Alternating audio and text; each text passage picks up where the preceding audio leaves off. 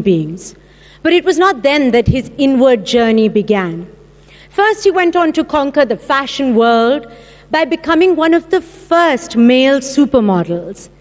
He sizzled as the face of Versace, Guess, Levi's.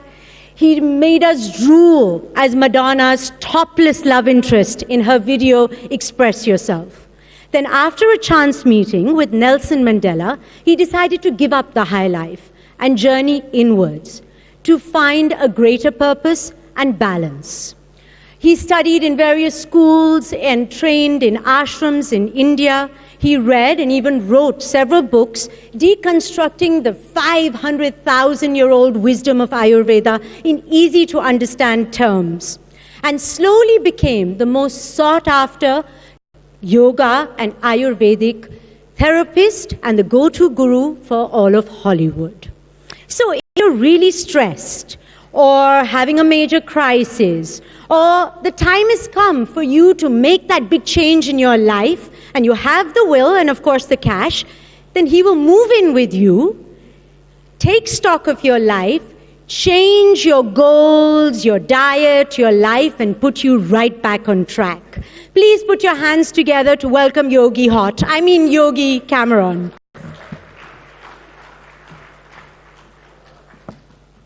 Thank you. Well, we can't hear you. Do we have the mics? Yes. Yes. Okay. Now, Yogi Cameron, you're quite particular about being called Yogi.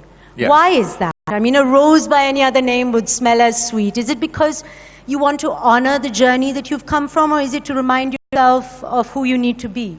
I think both. You know, I used to be Cameron in the fashion business, and then that was sort of my outward journey of beauty. And once I went on the inner beauty journey, I added Yogi just to remind myself that I'm on this journey. Was there an actual trigger for you to eventually get on this journey, or was it a realization that now I need to find a 2.0 version of myself since my modeling days are going to come to an end? Yeah. Well, I'd just gone to Nelson Mandela's home, and we were doing a Gianni Versace benefit show. And I sort of looked around the room and I thought, you know, I've done so much, but I don't know so much about my inner self. I've sort of read about it, I do yoga, but I haven't gone on that inner journey. I've sort of conquered the outer journey. And at that point, and I met Nelson Mandela and I spoke to him, and you know, I was looking at this guy and I was saying, you know, he's been in jail 27 years and he's so peaceful and he's so kind and so gentle, and I don't think anybody else could do that. I went back to New York, I stopped modeling, and I started to go on the inner journey. And then I came to India. I came to India about 2003. I read about Ayurvedic medicine, I was doing some yoga, and the first thing Dr. Vasudeva, who I was studying with, said to me is, mind and body cannot be separated. You have to study Ayurvedic medicine with yoga. That's the completion of two. You can't separate them. And at that time, I took the inner journey. You talked about seeing Nelson Mandela and seeing how peaceful he was. Is it also because the life of a supermodel is the complete polar opposite of that, because you're in such a fickle world of, you know, highs and lows, drugs, starvation, indulgence? Talk to us about that a little bit. You know, the fashion business is fast. There's no other business, Bollywood, Hollywood, it's all pretty slow compared to the fashion business. Fashion is quick, you know, every 6 months something new comes out. So it's going to have the highs, the lows, the worst and the best of everything. And it has the greatest of people in it and the terrible people in it. It's kind of like the best of that movie that takes you on a roller coaster ride, and at the end you feel fulfilled because you've got it all. It's like anything in life, you got to choose, right? There's the best and worst of people. You might be in an office and you work with great people, horrible people. You have to choose. And a lot of us are going to just attract what we put out. So it's really not about what's out there, drugs and everything like that. It's about what do we choose? What are we thinking about? Where's our mind? Then we're going to attract all the things that we do. So it really has nothing to do with the world itself and the people. It has to do with what we're thinking about and what we want, and then we're bringing all of that to ourselves. And that's at the core of what yoga is. Think those things and then they'll come your way.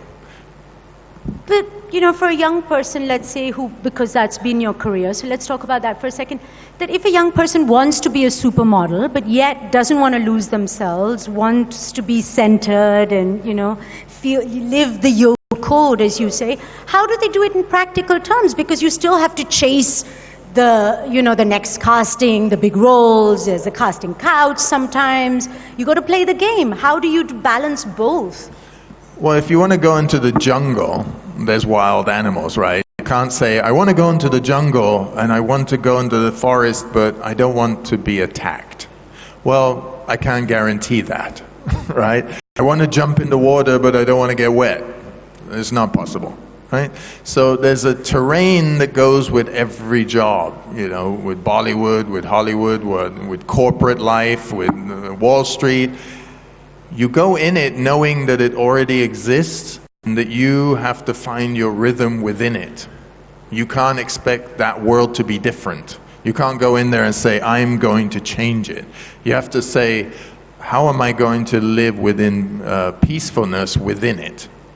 And it's kind of a challenge, but it's a nice challenge, you know. But I still don't understand. Like, if I want to be able to, let's say, I love my wine, I love my food, I love an occasional late night, I'm ambitious. Does it mean I have to forego my health and well-being? I cannot have both? Or can I? How do I do both? Well, you're talking about balance, right? You want balance in life, or do you not? After meeting you, I suppose I do want balance, because you make me feel anxious about not wanting balance, you know? I think across the board, everybody wants balance, right? You have to find your own balance. You can't compare it to mine or yours. You know, we have to find, where is it? You know, Ayurvedic medicine doesn't say be healthy. It says, here is how you can be healthy. Now choose your level of health. You know, in my first book, The Guru in You, I wrote about a friend of mine. You know, I'd come back from India, I'd living in Spain at the time, and he would, you know, come over to my house and he'd be like, okay, let's go out. You know, and I'd be like, well, you know, I got some sadhana to do and stuff. And then he'd go to my fridge and he opened it and said, you don't have anything in the fridge. What's wrong with you? You're not eating. You know? So he was always thinking I was extreme. And I was always thinking he's so extreme, right? But in the end, we agreed that I have found my balance. He's found his balance. Now, if we want to interact, we've got to meet somewhere in the middle, right? But we got to be okay with it. You know, once I'm grounded in my balance, I can go anywhere, and it doesn't matter what anybody's doing. People can be doing drugs, drinking, and staying up late. It doesn't matter. It's just when I'm not balanced and I don't feel balanced, then I'm upset with the world. You know, that's extreme. I have to first find the balance within myself. So you have to be comfortable with yourself and your balance, and then mingle with everybody else in their imbalance or balance. You make it sound very simple, but I've been binge watching your videos and your interviews, and it seems like a lot of effort. I mean, there are things like room temperature, how to tune into your body all the time, how much quantity, what you're eating, how fast you're eating, how slow you're eating, what your mental state is. At the end, isn't it just a bit narcissist even to be thinking all the time about well-being? I wonder. I'm a yogi on the path. I need to do that. It's a part of just naturally it comes to me. For you, it's unnatural, because you've got so many things going on. Health is not, you know, at the top of your priority, but health is at the top of my priority. You know, here we're talking about politics, entertainment, well-being. We're talking about everything, but in the end, if you don't have your health, you can't enjoy anything. You can't enjoy the food you're eating. You can't enjoy the interactions. Health should be at the top of your list, because if you're in bed sick, what are you going to do? You can't go to work, you can't interact, you can't do anything. So it's really, you know, even when we're talking about environment, it should really be environmental health, your own individual health, economic health. It should be all of the health. sort of mixed together and finding a balance within it, that's the balanced way of living, ultimately. If one of those is out of balance, we won't feel good. So let's start with something that's really important for health, sleep. Yeah.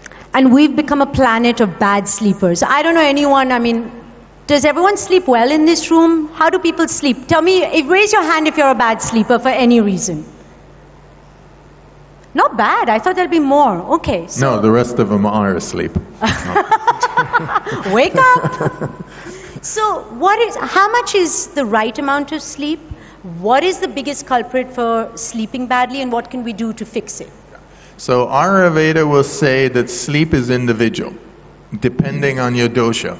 So if you're more of kapha dosha, which is earthiness, you need to sleep less, because you already got the earthy balance. If you're more of vata dosha and you're moving a lot and your life is full and your mind is moving a lot, you need to sleep a little bit more.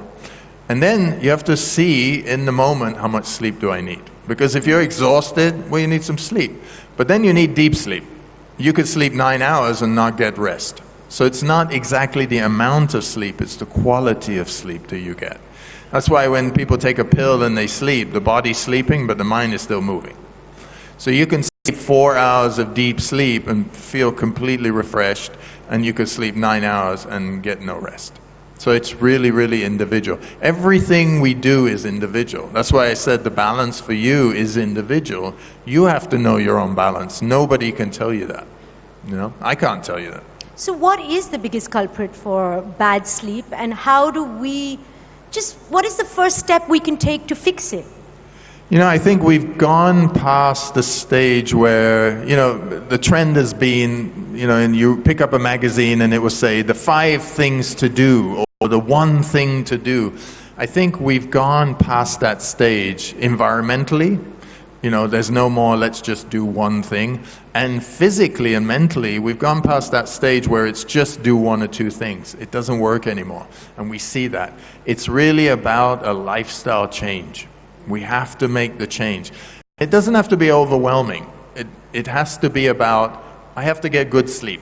I have to have a good diet. I have to have a good amount of work. I have to have a good amount of play. I have to have a good amount of good relationship, in my family and my spousal relationship.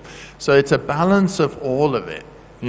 If we don't have a balance in one area, it's going to create a balance in another area. So typically, if things are not going well at home, you stay, more at work. So you're imbalanced now in your work and in your relationship. So it's more about the whole lifestyle thing. It's not about just do 1 or 2 things. Okay, so I've decided I want to make that change. What is my first step? Okay. So the place that you're the most imbalanced is probably, let's say, if you don't sleep well, that might be too far. We can't get to that. We have to have a success. So maybe your diet is quicker. We can change that quicker. So if we change your diet and that affects your sleep, now we're on our way. So we have to find the thing within you which is the closest thing that we can change, not the furthest thing. Because the furthest thing you're going to be sort of at odds with. But if we can change that little thing that you're willing to change, because it's your willingness to change, that matters. If I'm trying to work with you and you're showing resistance, I shouldn't go there. I should go with the thing that you're willing and say, sure, I'll do that. We'll change that. And then we'll go for the next thing. For some people it's diet, for some people it's sleep, for some people it's exercise. It just depends. It's so individual. Now, you move into people's homes to find out what is that thing that they can change and willing to change and assess their whole life.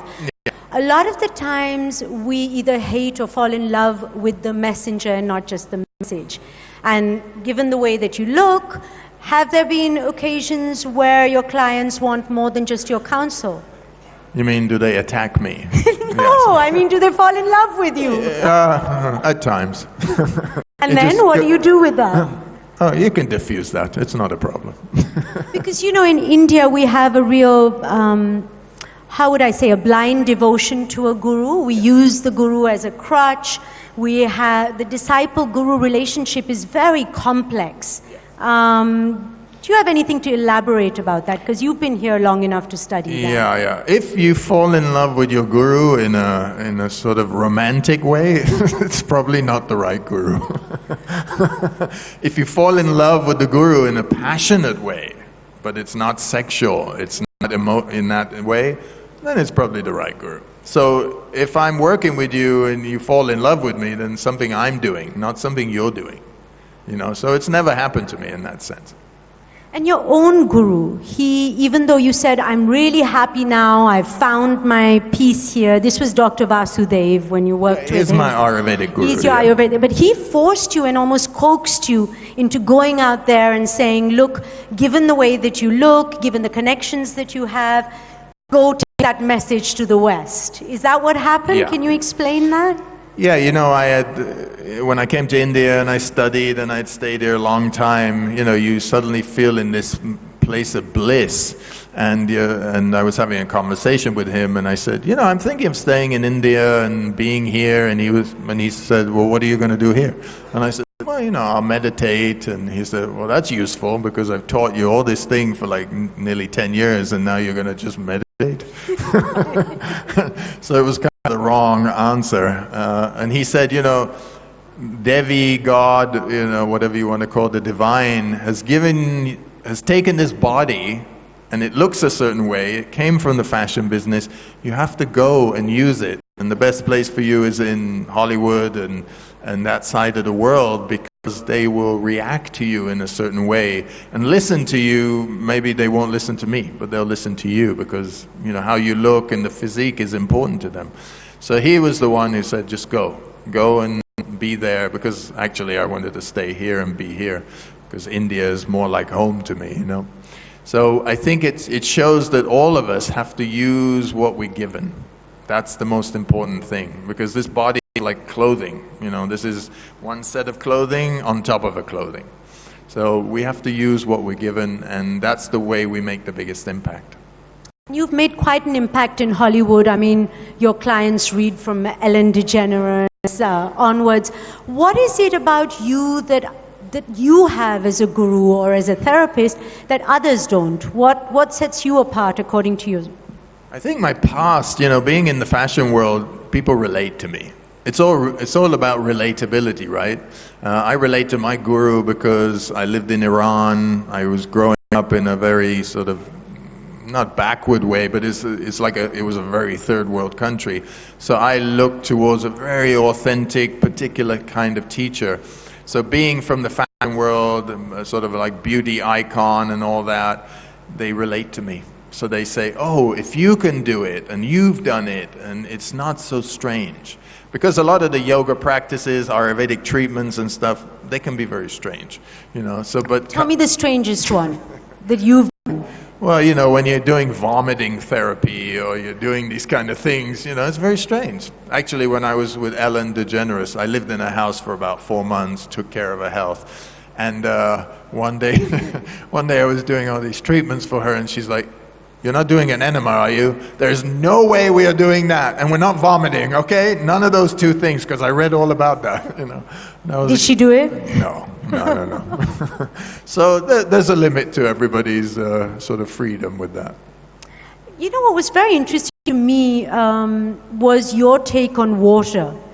Because for me, it's always been, there's no such thing as too much water, but for you, there is. Yeah, again, it's individual, I think since the media, sort of 20, 25 years, 30 years ago, we've come out with a lot of trends.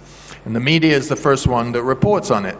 And we've come out with all these different things like you have to take 2,000 calories a day, 2 liters of water a day, this amount of fat. And it really is not true. It's very individual in each moment. I don't really sweat. I sweat a very little bit. So I don't really drink water. I drink maybe 2 or 3 cups of herbal tea a day. I have a chai and things like that. But I don't drink water. Whereas somebody... I never heard a yoga teacher tell me don't drink water. I know. Well, because I'm also not doing hot yoga and sweating a lot and physical. I do a few postures. I mainly do breathing practices, mantras, yantras, and I'm doing, some tantric practices. But that you're not sweating. in yoga, you shouldn't be sweating, you know. Tell me about your love for ghee. He's somebody who puts ghee in his nostrils before he takes a flight because otherwise you get really dehydrated. Is that what I was thinking about this on my long flight here, but... Ghee, yeah. Ghee is like one of those magic cures for so many different things. I know you use it in your cooking, but in Ayurvedic medicine it's called snehana. Snehana is the lubrication of the joints, of the channels, the nadis of the body. And it's one of those magic things. So when you eat it, it does one thing. But when you melt it and you start to drink it with some water, or especially with milk, for example, at nighttime, and you add some, different spices, it becomes like medicine. In Ayurveda, we're using absolutely everything as medicine, and ghee has so many different properties.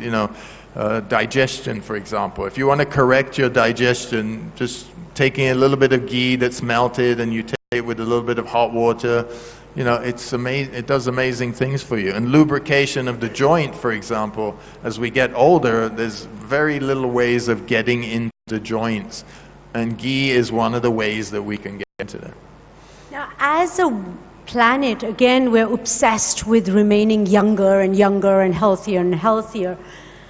Why can't we just allow ourselves to creak and fall apart naturally? I mean, why do we have to go through all this, I want to be fitter, I want to be younger? I don't know. It's I don't think you want to fall apart. I mean, it's Mother Nature, isn't it? We're all going to fall apart. It's the one inevitability of... Yeah, well, death and decay and everything is inevitable, but we can go at a speed that we can still enjoy life, because the stress of life is so much that we would break down this body way too quickly. So we would have 40, 50-year-olds just debilitated. So we have to, be on top of it, because there's way too much stress in the world. And stress is the worst thing. It breaks down the nervous system, it breaks down the immune system and the digestive system. So we wouldn't be able to operate. You'd just basically be a vegetable for 20, 30 years. You would still be alive, but you'd just be broken. Okay, so what we're going to do for all of you right now is a tiny little breathing practice. Sure. That anyone and everyone can start or end their day with, or any time. We're going to correct the breathing. Full breath, three-part yogic breath is the correct way of breathing. Most people don't breathe. Most of you will not be breathing properly because you're not using the full capacity of your lungs. So really what we're going to do is do a breathing technique, but we're going to correct the breathing. Since we want to see how your lungs are working, top off, please.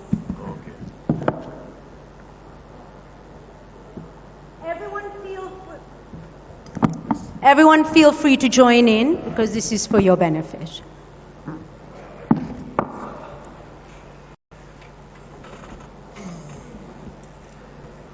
Okay, so sit up tall, sit up in your chair, shoulders back.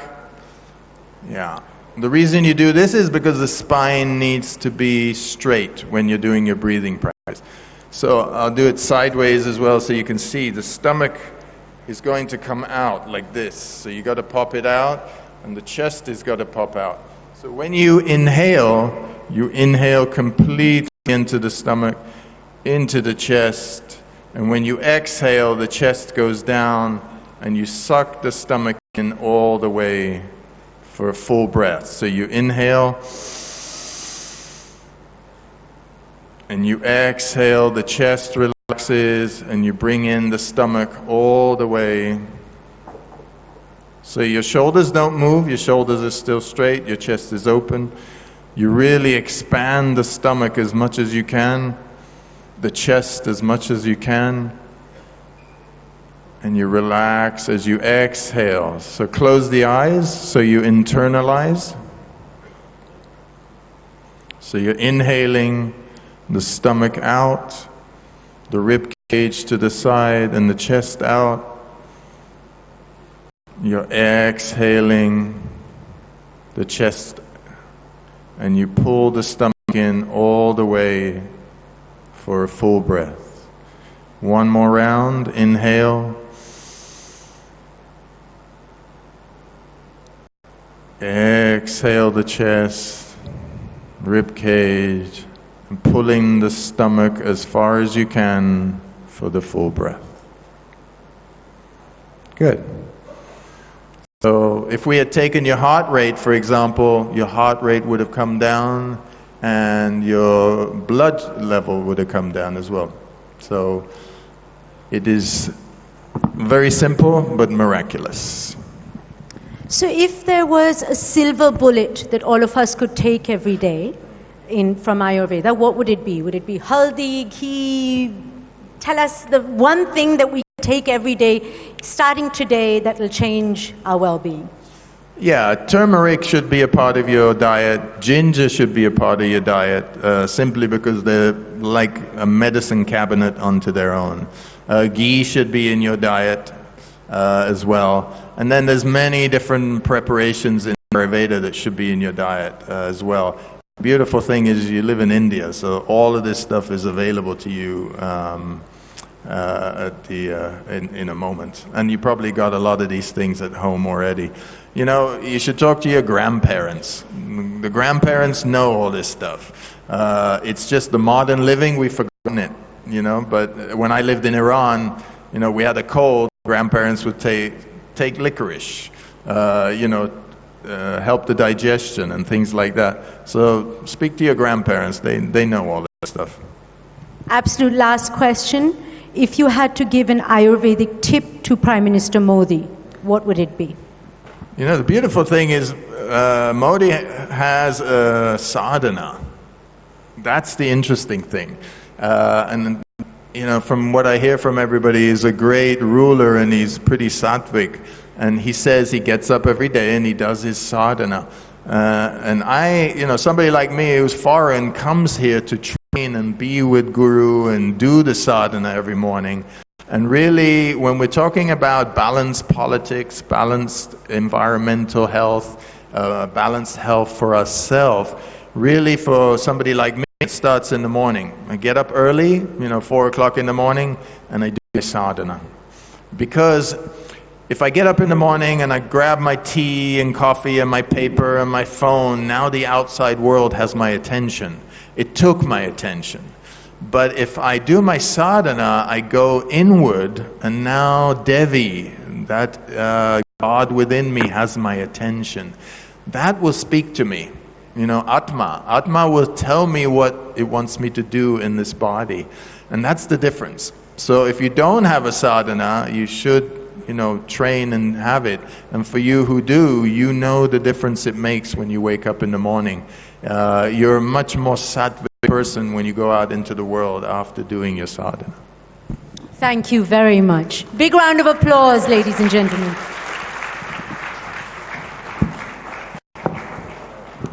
Thank you very much, Yogi Cameron and Koel. Both of you have got to be the fittest people I have seen. You were sitting on your knees for so long. Wonderful. Thank you very much, and thank you for that little tip, which I think journalists also need to maybe imbibe in our everyday schedules, of doing that little bit of a sadhana in the morning, because we are consumed by information on all times. Thank you very much. Can I please invite Mr. Joyneel Mukherjee, Executive Director of the RP Sanjeev Goenka Group, to please present Yogi Cameron with a token of our appreciation. Let's hear it for Yogi Cameron.